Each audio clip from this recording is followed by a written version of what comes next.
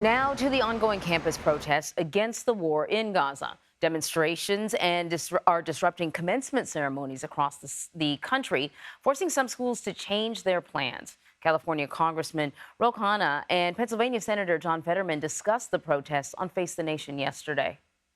Everyone from the president on down is aware that young people are upset at what's going on in the Middle East. And I do think it's had an awakening in Washington that this war has to end, that too many people are dying. And if you look at the president's language, it's certainly shifted over the last 6 months. These kind of protests haven't been helpful. And ironically, they are actually working against peace in Middle East as well. And it's also very strange to me that now they're not actually protesting for a ceasefire now.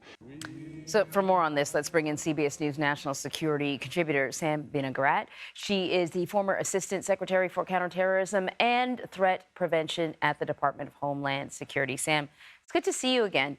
You know, commencement ceremonies, this is kind of like the one moment that you have to reflect on all the hard work, to be honored for all the hard work that you did with your classmates. Why are campuses deciding that graduation ceremonies are just too big of a security threat?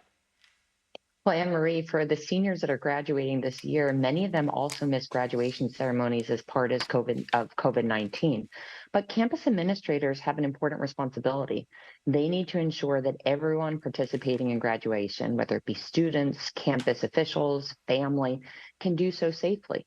And as campuses are canceling commencement ceremonies across the country at USC, for example, and elsewhere, they're likely doing so because of public safety risks and a sense that they cannot provide for the safety of those attending. That could be a result of specific threats posed to those commencement ceremonies or an understanding that they just don't have the law enforcement and security resources to provide for public safety generally. Let's talk about those resources, because I imagine the concerns differ depending on the type of ceremony that was planned, you know, inside versus outside, the size of the graduating class. What resources do schools need to have in place in order to safely hold ceremonies like this? Well, every commencement ceremony is different, and every campus is different and has a unique security profile, whether it's in a city, whether it's more removed, whether it's indoor, whether it's outdoor. But typically, commencement ceremonies are considered, generally speaking, mass gatherings with large groups of people participating. And security officials are likely looking at whether they can institute additional screening mechanisms, for example, like metal detectors. Some universities have already indicated that they'll put in place security restrictions like not allowing in large backpacks or bags, only clear bags, not allowing in placards or noisemakers. So there are steps that they can take to try to prevent any sort of disruption or security risk.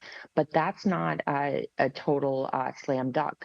They cannot prevent individuals from standing up and speaking out and trying to disrupt the ceremony. But that said, their biggest priority is ensuring, apart from anyone being disruptive, that there's no security risk, which is why these security enhancements are being instituted and, importantly, Anne Marie, being openly communicated. We've seen campus officials sending open letters to students and faculty indicating what these security protocols are, really to deter any sort of malign action and to reassure folks that are attending that they'll be safe. That makes a lot of sense. Sam, thank you so much. Thanks.